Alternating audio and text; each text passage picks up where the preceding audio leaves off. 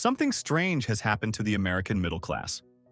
People still have jobs, cars, insurance, and decent incomes, yet purchases that once signaled ordinary stability now require debt, delay, sacrifice, or a second income. This is not nostalgia or a political slogan. It is a look at what housing, food, transportation, healthcare, education, and everyday convenience now demand from a household budget. By the end, you will see why the squeeze can feel worse than a single inflation number suggests. Prices matter, but so do interest rates, insurance, fees, shrinking package sizes, financing costs, and the quiet transfer of risk from institutions to families. That is the first uncomfortable truth. Earning more does not automatically restore affordability when the fixed costs rise faster than your usable cash. And the first place that pressure becomes undeniable is the front door. A starter home used to be the imperfect first rung. Smaller yard, older kitchen, maybe a commute. For many buyers now, even the first rung is high enough to require years of saving. Home prices remain far above where they stood before the pandemic, and mortgage rates make the monthly payment heavier even when the sale price does not move much. A buyer is not purchasing only a house. The buyer is purchasing the cost of money. That changes middle-class homeownership. The question is no longer simply, can you qualify? It is whether you can buy without draining savings, abandoning retirement contributions, or becoming one broken furnace away from a credit card. Down payments are only the beginning. Closing costs, moving expenses, furniture, and immediate repairs can consume cash before the first normal month begins. Then there is renting alone. A one-bedroom once represented basic independence for many working adults. In expensive metros, that independence now competes with saving for a home, paying student loans, building an emergency fund, or simply having breathing room. Rent is especially punishing because it resets. Lease renewals can force a household to renegotiate its entire life every year. A raise that looked meaningful in January can disappear into housing by the next renewal, leaving the paycheck larger but the lifestyle unchanged. Renters feel the same squeeze differently. They build no equity, but they still absorb higher shelter costs and often pay extra for parking, pets, or utilities. Roommates are not a financial failure. They can be smart. But when adults with solid jobs feel they need roommates well past the stage they expected, that is evidence that the price of basic shelter has outrun the mental model many families were raised with. Living alone is therefore becoming a premium choice in many cities, even for people who would once have considered it the default reward for steady employment. The hidden cost is mobility. Expensive rent can trap workers farther from jobs, family, or opportunity. Cheaper housing may exist, but if it adds fuel, tolls, parking, childcare logistics, and hours of commuting, the bargain can become expensive in another form. That leads to the next disappearing luxury, moving to a better home when life changes. A growing family, a new job, or aging parents once created a reason to move. Today, a low-rate mortgage can become a financial anchor people are afraid to leave. Someone who bought or refinanced at unusually low mortgage rates may face a much higher payment for a similar house today. That creates a lock-in effect. People stay, inventory tightens, and the next buyer competes for fewer options. The result is a strange middle-class problem. You may technically own valuable property and still feel unable to move. On paper, your household looks richer. In practice, replacing the mortgage can make the next house feel less affordable than the current one. A housing market can make owners richer on paper while making life harder in cash. Wealth and affordability are related, but they are not the same thing. So the bigger home with an extra bedroom, office, or safer school district gets delayed. Families remodel basements, divide rooms, commute farther, or stay crowded because upgrading the address can mean upgrading every monthly housing cost. That is why many families feel stuck in a house they can technically afford, but no longer feel free to leave. Owning the house does not end the bill. Property taxes, insurance, utilities, maintenance, and association fees can rise after closing. The mortgage is only the entrance fee to a long series of expenses demanding attention. Homeowners insurance is one of the sharpest examples. Premiums have risen in many areas as rebuilding costs, weather risk, and insurer losses have changed. In some high-risk markets, households face higher deductibles, fewer choices, or trouble finding standard coverage. Insurance turns climate, construction costs, local risk, and financial regulation into a monthly household issue, even when the homeowner never files a claim. Insurance is not optional like a streaming subscription. A lender generally requires coverage. When the premium jumps, the homeowner cannot simply keep the house unprotected. The monthly payment can rise without any improvement to the home. Even worse, a cheaper policy may shift more risk back to the family through exclusions, limits, or a larger deductible. The price looks lower until a claim happens. Affordability is not just the premium. It is the amount of financial danger the household must absorb. The cheapest premium is not always the cheapest protection. A household has to read what changed, not just how much the renewal costs. That same problem appears with home repairs. A roof, heating system, sewer line, water heater, or electrical panel does not care whether your budget is ready. Homes age on their own schedule, and contractor labor and materials can turn one failure into a five-figure decision. Home maintenance also punishes delay. The longer cash is tight, the more tempting it becomes to treat a warning sign as tomorrow's problem. Homeowners often postpone non-urgent work. That can be rational for a month and costly for years. A small leak can damage drywall, flooring, insulation, or framing. Deferred maintenance can look like laziness when it is really cash flow triage. And tomorrow's problem often carries labor, emergency service, and collateral damage that were not part of the original repair. Renovations have changed too. The dream kitchen, finished basement, or extra bathroom was a classic middle-class upgrade. Now households see contractor quotes and decide the old cabinets are charming. Cosmetic wants lose quickly against structural needs. Next comes the driveway. A new car has become one of the clearest examples of sticker shock colliding with financing. The purchase price is only part of the story. Interest, insurance, registration, fuel, depreciation, maintenance, and tires all arrive after the keys. The car market adds another trap. People shop by monthly payment because that is what the budget feels, while the total cost hides behind the term length. Recent driving cost estimates show that owning and operating a new vehicle can consume well over $10,000 a year under common assumptions. That does not mean every driver pays the same. It means the ordinary car can behave like a second rent payment. Longer loan terms can make the monthly number look friendlier, but they do not make the car cheaper. Stretching payments can keep borrowers in debt longer and increase the chance that the loan balance stays above the vehicle's value during the early years. A smaller payment can be useful, but it should never be confused with a lower price. Financing changes timing. It does not erase cost. So families keep cars longer. That is often sensible, but it changes the risk. Instead of predictable payments on a newer vehicle, the household may face unpredictable repair bills on an older one. Either path can demand cash at the worst possible moment. The reliable used car was supposed to be the escape hatch. But used vehicles also became far more expensive after the pandemic-era supply disruptions. And while prices have moved around since then, the old idea of a cheap, clean, dependable car is harder to count on. For used cars, inspection matters because certainty has value.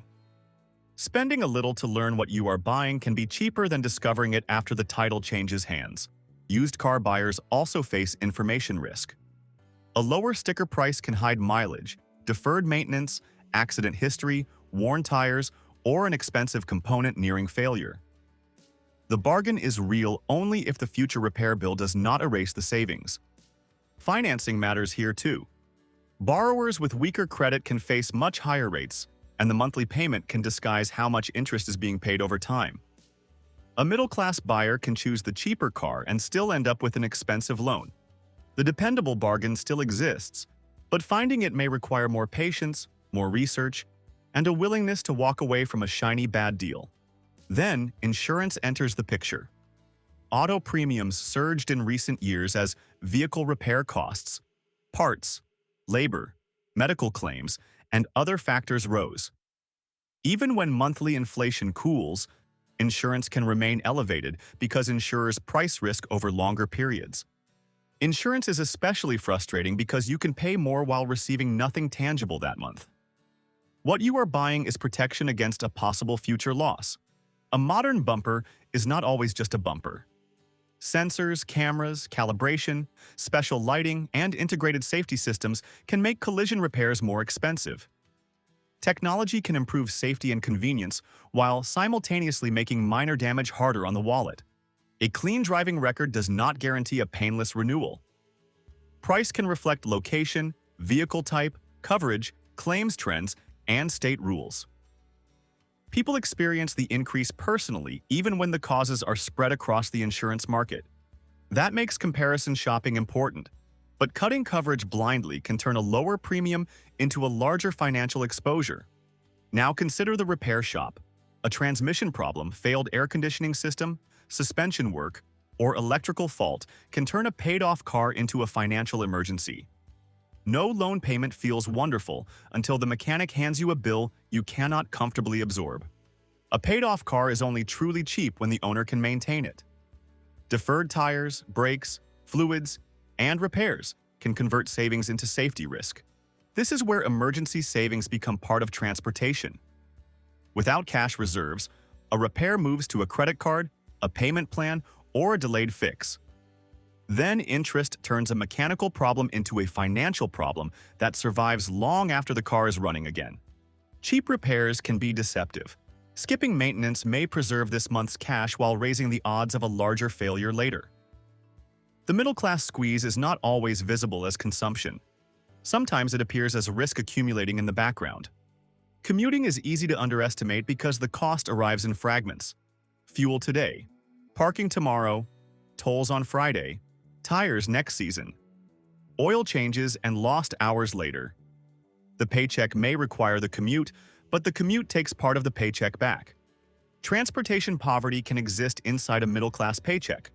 The job is reachable only if the household keeps an expensive machine running every day. Moving farther from a city can reduce housing cost while increasing transportation cost. That trade can still be worthwhile, but only if families calculate the whole system. A cheaper house is not automatically cheaper living when two adults need long daily drives. Remote work exposed this math by showing some households how much commuting had been costing them. When office attendance returns, the expense is not just gasoline. It is also meals bought out, childcare timing, parking, clothing, and the value of time spent traveling. At the grocery store, the squeeze is impossible to ignore because everybody sees the receipt. Food at home prices remain well above pre-pandemic levels, even though the rate of increase has slowed. Slower inflation does not mean old prices returned. The grocery store is where headline economics meets muscle memory. People remember what milk, cereal, eggs, or chicken used to cost, even when economists discuss rates of change. That distinction matters. If a product jumps in price and then rises more slowly, shoppers still live with the higher base. A lower inflation rate can be economically good news, while the checkout total remains emotionally bad news. Both statements can be true. That is why shoppers can hear that inflation is cooling and still feel angry. They are comparing today's dollars with the price level stored in their memory. That lived gap is easy for averages to overlook. The full cart has changed. Families swap proteins, delay treats, buy fewer snacks, choose store brands, compare unit prices, and plan around promotions. The trip looks normal from across the aisle, but the decisions inside the cart have changed. Store layout adds another layer. End caps, eye-level shelves, checkout impulse zones, and large displays make certain products easier to notice. Convenience in the aisle can beat value unless the shopper arrives with a plan. Loyalty card pricing complicates the idea of a single shelf price. A product may have a regular price, a member price, a digital coupon, or a quantity condition. The burden shifts to the shopper to scan, clip, log in, or remember which offer actually applies. Promotions also train shoppers to wait. If the regular price feels inflated and the sale price feels normal, the meaning of deal starts to blur. That can create savings, but it also creates friction. Busy parents and tired workers do not always have time to optimize every purchase. A system that rewards attention effectively charges more to the person who has less time, less information, or less willingness to play. The best defense is boring. Compare unit cost, not package color, shelf position, or the size of the discount printed on the tag. Private labels are a strong defense. Store brand products can cost less, partly because they carry less national advertising and branding. In many categories, shoppers find the cheaper option perfectly adequate, making brand loyalty harder to justify. Branding works because familiarity reduces decision effort. But when every dollar matters, familiarity has to compete with a private label that may perform just as well. Name brand groceries are not automatically a bad purchase. Quality, taste, formulation, and preference can differ. But the premium now has to earn its place. When the budget is tight, paying extra for a familiar logo becomes a conscious choice instead of a reflex. Coupons have changed with the same logic. Paper clipping never disappeared completely, but digital offers and apps increasingly shape promotions. The shopper who does not activate the deal can stand beside someone buying the exact same item for less. Coupons save money only on products you were going to buy. A discount that creates an unnecessary purchase is not a saving. It is cheaper overspending. Then there is shrinkflation. The package gets smaller while the price stays the same or rises. It is legal when the package is accurately labeled, but shoppers can miss the change because the box looks familiar. Unit pricing is the best defense against that illusion. Shrinkflation matters because humans notice price more easily than quantity. A familiar package can pass through the cart before the brain updates its old reference point. Premium proteins make the grocery squeeze even more visible. Steak, certain seafood, specialty cheeses, and premium deli items can turn an ordinary dinner into a budget event. Families respond by using smaller portions, cheaper cuts, eggs, beans, chicken, or planned leftovers. Premium groceries reveal the trade fastest. You do not need to eliminate pleasure. You just notice that pleasure now needs a line in the budget. That is not evidence that Americans are starving. It is evidence that the composition of a middle-class diet can change before the household ever appears poor on paper. Affordability shows up first in substitutions, not empty shelves. Seasonality matters too. Produce prices can move with weather, supply, transportation, and growing conditions. Frozen and canned options are often cheaper and still nutritious, but many shoppers were taught that a fresh, varied cart was a basic marker of comfortable living. Convenience packaging is another quiet tax on time. Pre-cut fruit, single-serve snacks, shredded cheese, prepared vegetables, and individually wrapped portions often cost more per unit than larger or less processed versions. You are buying labor and convenience, not just food. That trade can still make sense. A household working long hours may waste less food by buying prepared portions. The point is not that convenience is foolish. The point is that modern life can force families to buy back time with money. Smaller packages can also defeat casual price comparison. One cereal box looks cheaper until you notice fewer ounces. One bottle looks like a sale until the larger size has a lower unit cost. The shelf rewards people who calculate, not people who simply glance. Grocery shopping can feel like a part-time analytics job. Compare size. Check the app. Activate the coupon. Watch expiration dates. Avoid impulse displays. Calculate unit price. Remember what you have. Saving money requires attention as well as restraint. Now leave the grocery store and try eating out. Restaurant meals carry labor, rent, utilities, ingredients, insurance, equipment, payment processing, and other overhead before profit is considered. When those costs rise, menu prices and service charges can rise with them. Restaurant inflation also changes tipping math, because a percentage tip rises automatically when menu prices rise, even if the percentage itself never changes. For a family, the final bill is not the menu headline. Add drinks, tax, tip, and perhaps parking or a babysitter. A casual dinner can cross the line from routine convenience into planned entertainment without anyone ordering anything extravagant. That can make a normal meal feel unexpectedly expensive at the final screen, after the decision to eat out has already been made. That changes social life. Friends meet less often, split appetizers, skip alcohol, eat before events. or suggest someone's house instead. The middle class does not stop socializing. It redesigns socializing around the new price of being served. Fast casual and fast food used to be the obvious cheap alternative. They can still beat a full-service restaurant, but frequent meals out add up quickly, especially when a family buys combinations, drinks, desserts, or premium add-ons rather than the basic item. Delivery apps push convenience even further. The same meal can cost more after delivery fees, service fees, menu markups in some cases, small order charges, taxes, and a tip. The app reduces friction at exactly the moment the total price becomes easier to ignore. Delivery is the purest example of paying to remove friction. It saves travel, waiting, cleanup, and sometimes sanity, which is exactly why it can command a premium. That is powerful consumer psychology. When payment is stored and the order takes seconds, the painful part of spending is separated from the pleasure of eating. The household is not stupid. The system is simply optimized to make convenience feel effortless. A 20-minute drive avoided after a brutal workday can be worth real money. But if delivery becomes the default rather than the emergency tool, it can quietly compete with savings goals. Convenience is affordable one order at a time and expensive as a habit. The danger is not one expensive dinner. It is forgetting that convenience has become a recurring subscription to your own exhaustion. Meal planning sounds boring because it is boring.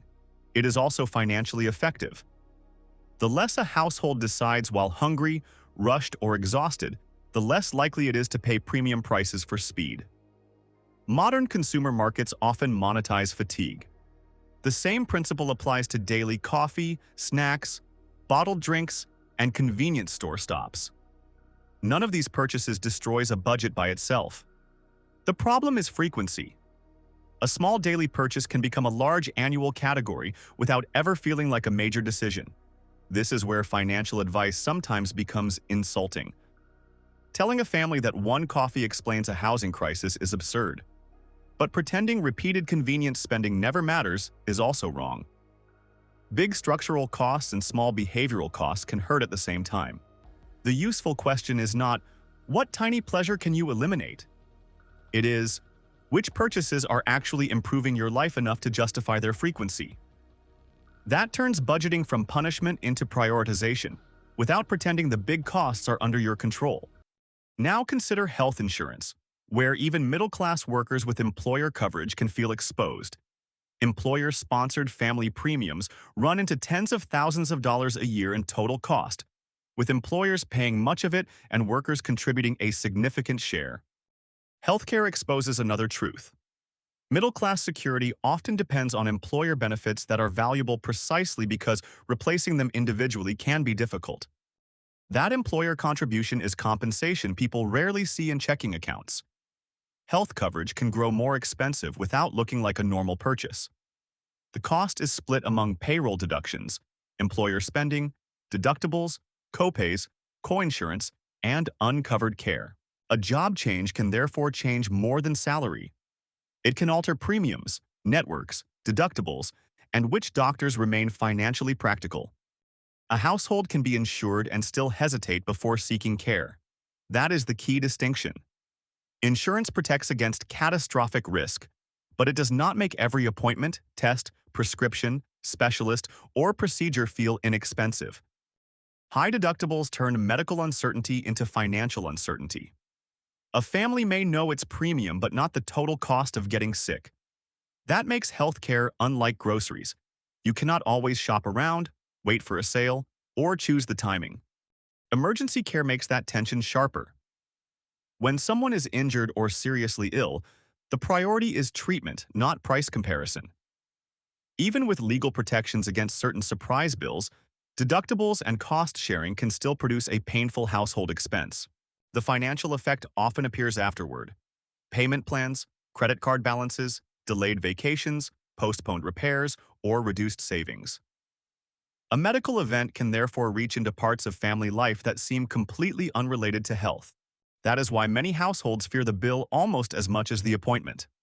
The system can turn a routine phrase like, "We should get that checked," into a budget conversation, especially when the family does not know what insurance will ultimately pay. Dental and vision care create another gap. Coverage often works differently from major medical insurance, and expensive dental procedures can exceed what a household expected. Crowns, root canals, implants, orthodontics, and multiple pairs of glasses can arrive in clusters.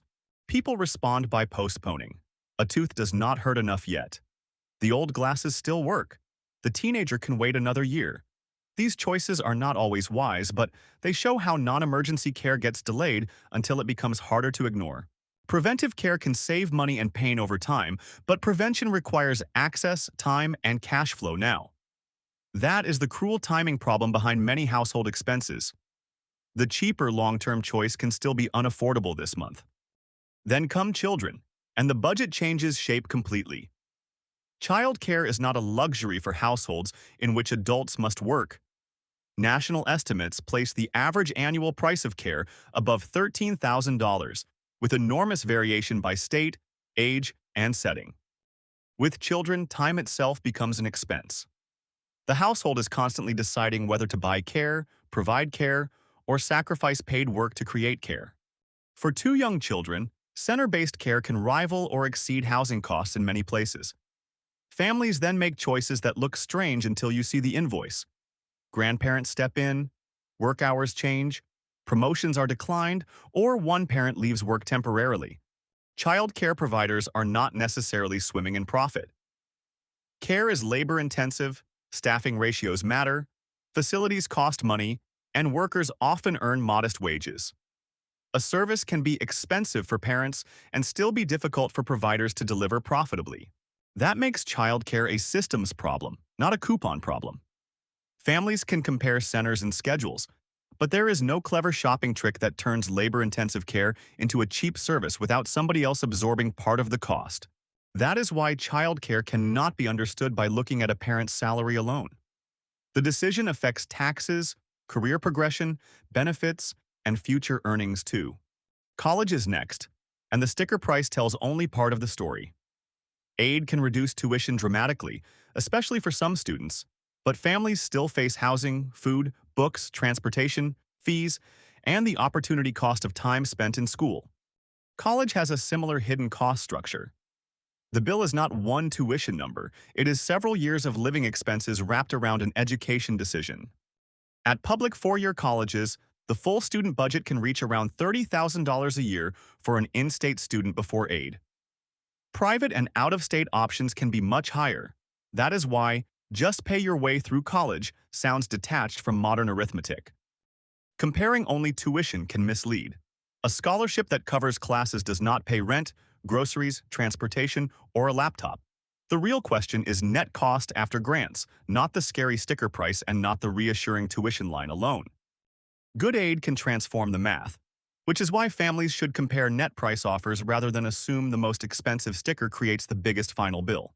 Families respond with community college, commuting from home, part-time enrollment, work-study, loans, or choosing a school based on aid rather than prestige.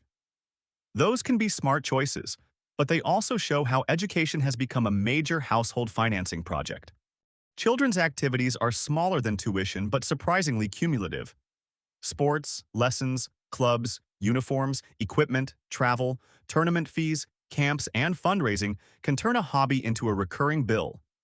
The expensive part is rarely the first registration screen. Parents then face a social pressure that spreadsheets cannot capture. You do not want your child to miss the team, trip, instrument, or camp because of money. So families cut elsewhere, volunteer more, buy used gear, or choose one activity instead of several. This is a classic middle-class squeeze because the child is not deprived in an obvious way. The family is still participating. It is just participating with more planning, more trade-offs, and less room for spontaneous yeses. Consider the family vacation. Travel has always been discretionary, but a yearly trip once felt like a reasonable reward for steady work. Airfare, lodging, rental cars, meals, attractions, parking, and fees can turn a modest week away into a major savings goal. Vacations reveal what remains after the essentials. When fixed costs consume more income, travel gets cut even if wages are rising because discretionary money is what disappears first. Travel pricing is also dynamic. The person next to you on a plane or in a hotel may have paid a different price based on timing, demand, route, room type, or booking conditions. That uncertainty makes budgeting harder before the trip even begins. Families adapt by driving, traveling off-peak, staying with relatives, taking shorter trips, cooking in rentals, or using points. Vacations have not vanished. The middle-class version simply depends more on optimization than choosing a destination and going. Then, there is flying home for holidays. This is not exactly a vacation when the purpose is seeing parents, grandparents, or siblings. But peak date airfare can make family connection feel like a luxury purchase, especially when several tickets are needed at once. Holiday travel is harder to substitute because time matters. A cheaper flight 3 weeks later may be useless when the family gathering happens on one specific weekend. Add checked bags, seat selection, airport food, parking, ground transportation, and pet care, and the transportation bill expands around the ticket. Unbundled pricing lets travelers buy only what they need, but it also makes the true trip cost harder to see at first glance. Traditions change. Families celebrate on different dates, alternate years, drive long distances, or skip gatherings. Economic data records transportation spending. It does not record the grandmother who sees her grandchildren less because the fares did not fit. Big celebrations have changed too. Weddings, milestone birthdays, graduations, and reunions can become production budgets. Venue, food, photography, clothing, travel, flowers, entertainment, and service charges stack quickly as the guest list grows. The pressure is cultural as much as financial. Social media makes premium celebrations highly visible, while the boring financing behind them stays invisible.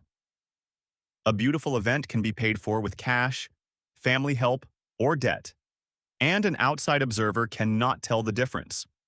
The middle-class response is increasingly to shrink the event, choose weekdays, use public spaces, cut the guest list, or do more work personally. The celebration survives. The assumption that a normal family can casually host a large, polished event does not. Pet ownership has joined the affordability conversation as well.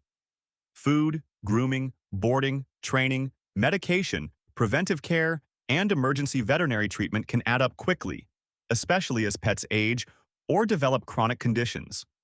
Veterinary medicine can now offer advanced diagnostics and treatments that were uncommon in the past. That is good for animal health, but it creates painful choices when the medically possible option costs more than a family can comfortably pay. Pet insurance can reduce certain risks, but coverage varies and premiums are another recurring expense.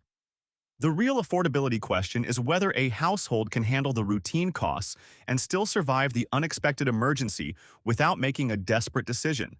At the other end of family life is elder care. Adult children may suddenly be coordinating home aids, transportation, medication, home modifications, assisted living, or nursing care while still supporting their own children and saving for retirement. Long-term care is especially difficult because the need can last months or years. Medicare does not simply function as unlimited long-term custodial care, so families can discover large gaps between what they assumed was covered and what must actually be paid. The cost is not only money. A relative may reduce work hours, turn down travel, or provide unpaid care. That can lower current income and future retirement savings at the same time. Caregiving can therefore hit 2 generations with one invisible bill. Now we arrive at something that is not a product at all: the emergency fund. Financial planners often recommend keeping several months of essential expenses available, but that target becomes harder as the monthly essentials themselves rise. Emergency savings is the shock absorber under the entire middle-class lifestyle. When it is thin, every other category becomes more dangerous because surprises must be financed. If rent, insurance, groceries, childcare, and transportation all cost more, the emergency fund finish line moves away even when the household saves faithfully. 3 months of expenses today can require much more cash than 3 months did a few years ago. That is why many middle-class families look stable until one surprise arrives. The household can make every scheduled payment and still lack enough liquid cash for a medical deductible, roof repair, job loss, or major car repair without borrowing. Credit cards then become the emergency fund of last resort. They solve the immediate cash problem, but can create an interest problem. Once balances carry forward, part of next month's income is already committed before the new month begins. The final thing slipping out of reach is retiring on time. Retirement is not a single purchase, but it may be the most expensive promise a household makes to its future self. Housing, healthcare, caregiving, and everyday inflation all affect how much must be saved. And retirement is where today's squeeze becomes tomorrow's problem. The bills that win now can quietly reduce the choices available decades from now. Workers with access to employer retirement plans may still reduce contributions when current bills rise. That feels harmless because retirement is far away, but lost contributions also mean lost potential compounding and, in some cases, missed employer matching money. The cruel trade is obvious. Save for a future you cannot see, or pay for the life in front of you now. Middle-class households are being asked to fund both at once, while also carrying more responsibility for education, health costs, insurance risk, and old age. Put all 30 pressures together and the pattern is bigger than things got expensive. The modern middle class is buying the same basic life through more layers: interest, insurance, deductibles, fees, delivery charges, financing, and constant price comparison. That is why a decent salary can feel strangely small. Not every family is doomed, and not every convenience is a scam. Affordability now requires more strategy, more trade-offs, and more risk management than many households expected.